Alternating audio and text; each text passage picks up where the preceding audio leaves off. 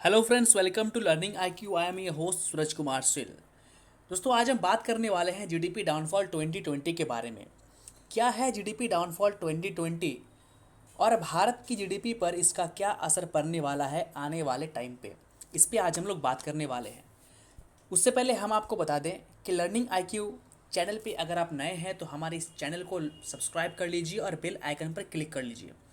और वीडियो संबंधित अगर आपको PDF चाहिए तो आप हमारे टेलीग्राम चैनल लर्निंग IQ को ज्वाइन जरूर करें, जहां पर आप हमारे वीडियोस के सभी PDF पा सकते हैं। तो आइए शुरू करते हैं। क्या है जीडीपी डाउनफॉल और जीडीपी डाउनफॉल 2020 के बारे में सब लोग बात क्यों कर रहे हैं? लोग ऐसा क्यों कह रहे हैं कि भारत की जीडीपी बहुत ज़्यादा डाउन हो चुकी है, जिससे उभरने में लगभग 5-10 साल और लग जाएंगे। तो इसी संबंध में हम आपको पूरा जानकारी देंगे।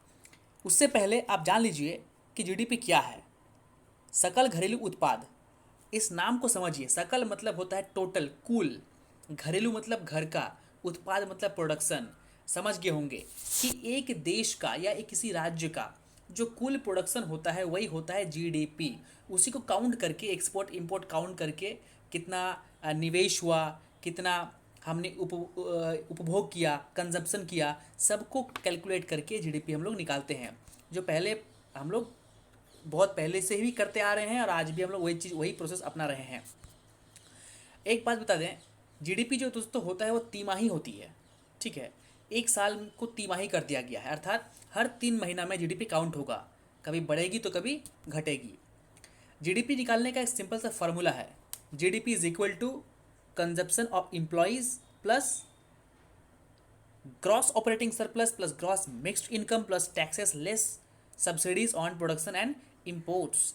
दैट मीन्स सकल घरेलू उत्पाद निकालने के लिए सबसे पहले हमको जो उपभोग कर रहे हैं, यानी अर्थात हम लोग जो कंजप्शन कर रहे हैं, चीज़ों का उपयोग कर रहे हैं, उसको जोड़ना है सकल निवेश, माने कुल निवेश के साथ, जितना कुल इन्वेस्टमेंट है उसके साथ, प्लस सरकारी जो खर्च है, जो एक्सपेंडिचर है, उसको भी उसमें जोड़ना है। और उसके बाद निर्यात जो एक्सपोर्ट होगा उसको माइनस कर देना है इंपोर्ट से। तो हमारा क्या निकल जाएगा? जीडीपी निकल जाएगा।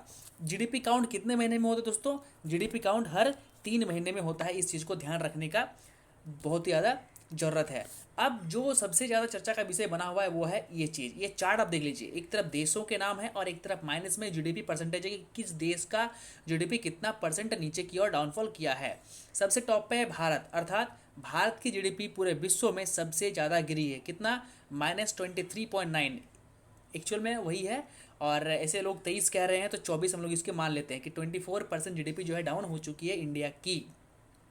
ये तिमाही है, ये साल भर का नहीं है, इसको समझना होगा। ये साल भर का जीडीपी काउंट नहीं है, ये 3 महीने का है, तिमाही है। ठीक है, क्वार्टर है।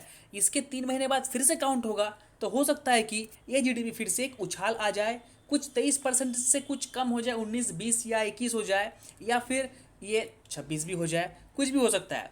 अब जो बात आपको जाननी चाहिए दोस्तों वो ये है कि भारत के लिस्ट में, भारत के नीचे के जितने भी देश हैं सभी विकसित देश हैं, डेवलप कंट्री हैं, और भारत इस लिस्ट में इकलौता एक ऐसा देश है जो विकासशील देश है। इस पे अगर हम नज़र दौड़ाएं तो क्या होगा?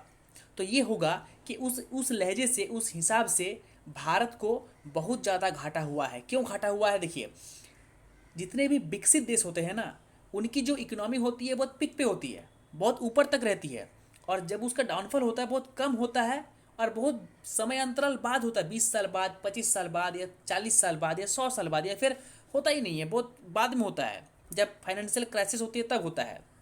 लेकिन विकासशील देश अर्थात डेवलपिंग कंट्री में क्या होता है कि जीडीपी का अप्स एंड डाउन्स होते रहता है। अपने इंडिया में देखा, कभी 5, कभी 6, तो कभी 7.2, इस तरह हो रहा है। क्यों हो रहा है? क्योंकि हम लोग अभी विकास में लगे हुए हैं। अभी हम लोग इस देश में एक्सपेरिमेंट कर रहे हैं कि किस चीज़ को अप्लाई करने से, किस निवेश, कहाँ निवेश करने से हमारे देश की जीडीपी और आगे जाएगी। और जो विकसित देश हैं उनका वहाँ फिक्स है, उनको पता है कि क्या करने से मेरा जीडीपी जो है वो हाई लेवल पे जाएगी, इसलिए वहाँ की जीडीपी बहुत पिक पे होती है। तो उस लहजे से देखा जाए तो अगर यूनाइटेड किंगडम, फ्रांस और इटली, इन 3 देशों को अगर ले ले तो 21.7%, 19% और 17% इनकी जीडीपी डाउन हुई है। एक विकसित देश होने के बाद भी अगर इनकी जीडीपी इतनी डाउन हुई है, तब तो हम तो विकासशील देश है भैया। तो हमारी जीडीपी 24% डाउन हुई है, मतलब बहुत हो गई है। इसको उभरने में 10 साल तो नहीं लगेगा, हाँ 5 साल जरूर लग सकता है। और खासकर ये भारत के लिए झटका इसीलिए है क्योंकि कुछ दिन पहले हमने ये कैलकुलेशन किया था कि हमारी जीडीपी 7.2 है और हम $5 ट्रिलियन की इकोनॉमी बनने जा रहे हैं। ये एक टारगेट था कि 10 साल के अंदर में हमको जो क्या करना 2025 तक में 26 तक में हमको क्या करना है, $5 ट्रिलियन की इकोनॉमी हमें बनानी है। अभी हमारी कितनी है, $3 ट्रिलियन की इकोनॉमी है, तो उसे हम लोग कितना करना है, 5 करना है। और एक न्यूज़ कुछ दिन पहले क्या आई थी कि हमने फ्रांस को जीडीपी में हरा दिया है। हम दुनिया के चौथे ऐसे देश है जो जीडीपी में सबसे आगे हैं। अब उल्टा हो गया, फ्रांस हमसे आगे निकल गया है और हम फ्रांस से पीछे हो गए हैं। तो जो टारगेट था हमारा 2025-26 तक में इस देश को 5 ट्रिलियन इकोनॉमी के बनाने का, वो अब 10-15 सालों में नहीं हो पाएगा। इसलिए यह सबसे बड़ा झटका, इस चीज़ को समझना होगा। और दूसरी बात, ऐसा नहीं है कि जीडीपी एकदम डाउन हो चुकी है तो हम एकदम भूखे मर जाएंगे, बिल्कुल नहीं है। हर 3 महीने की काउंट होती है, ये 3 महीने की काउंट है। हो सकता है 3 महीने के बाद ये इसमें थोड़ा सा उछाल आए और जीडीपी थोड़ी सी बढ़ जाए, लॉस सरकार को थोड़ा सा कम हो जाए। अब बात करते हैं ऐसा हुआ क्यों। इसके होने के पीछे का कारण सिर्फ और सिर्फ है कोविड-19। देखिए सिंपल सा, कोविड-19 आने से क्या हुआ, पहली बात ट्रेन बंद हो गई जहाँ से सबसे अच्छा रेवेन्यू आता है। नंबर 2, बसेस बंद हो गई। नंबर 3, फैक्ट्रियाँ क्या हो गई दोस्तों, फैक्ट्रियाँ भी बंद हो गई। और फैक्ट्रियों के बंद होने से मेरा जो क्या है, उत्पाद है वो हुआ नहीं। उत्पाद जब नहीं हुआ तो जो उपभोग हम कर रहे हैं वो कैसे करेंगे भैया, वो नहीं कर पाएंगे। और जब फैक्ट्री में कोई सामान नहीं बन रहा है, लोगों के पास पैसे नहीं है, तो जो सकल निवेश है, जो इन्वेस्टमेंट है, वो भी नहीं हो पा रहा है। सरकारी खर्च भी रुकी हुई है, कोई भी प्रोजेक्ट पे काम नहीं चल रहा है, ठीक है। निर्यात भी नहीं हो रहा है और आयात भी नहीं हो रहा है, सामान आ भी नहीं रहे, सामान जा भी नहीं रहे हैं। तो इसका इफेक्ट तो भैया जीडीपी में पड़ेगा ही, ये तो पड़ना ही है कोविड-19 के चक्कर में।